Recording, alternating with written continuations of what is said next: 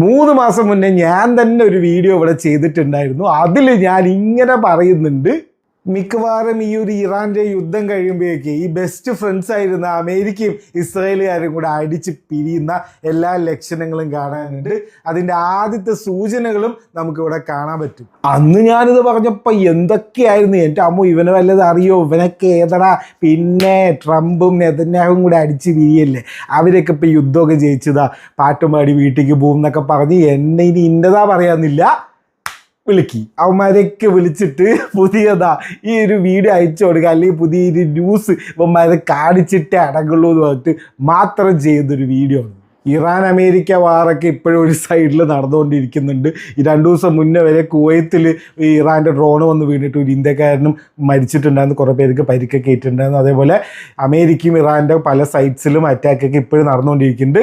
ഇസ്രായേലുകാരാണെങ്കിൽ യുദ്ധം നിർത്താൻ ഒരു തരത്തിലും അവർക്ക് വയ്യ. അവരവിടെ ലെബനനിലൊക്കെ ഇനി ഇറാൻ കഴിഞ്ഞു, ഇനി കുറച്ച് ലെബനനിൽ ബോംബിടാന്നുണ്ട്, അവിടെ ബോംബിട്ടുകൊണ്ടിരിക്കുന്നുണ്ട്.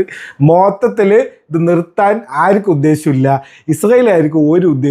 ട്രംപിനാണെങ്കിൽ ഇത് ഇന്ന് നിർത്തിയാൽ അത്രയും നല്ലത്, എങ്ങനെയെങ്കിലും സീസ് ഫയർ ഇല്ലെങ്കിൽ യുദ്ധം നിർത്തിയാൽ മതി എന്നുള്ള അവസ്ഥയിലാണ് ട്രംപ്. തുടങ്ങി കുടുങ്ങി എന്നുള്ള അവസ്ഥയിൽ തന്നെയാണ്.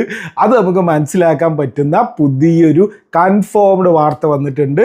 ട്രംപും നെതന്യാഹുവും തമ്മിലുള്ള ഒരു ഫോൺ കോൺവെർസേഷൻ ഇവ പുറത്ത് വന്നിട്ടുണ്ട്. അത് ഞാൻ ജസ്റ്റ് ഒന്ന് വായിക്കാം. You are fucking crazy, you be in prison if it wasn't for me. I am saving your ass. Everybody hates you now. Everybody hates Israel because of you.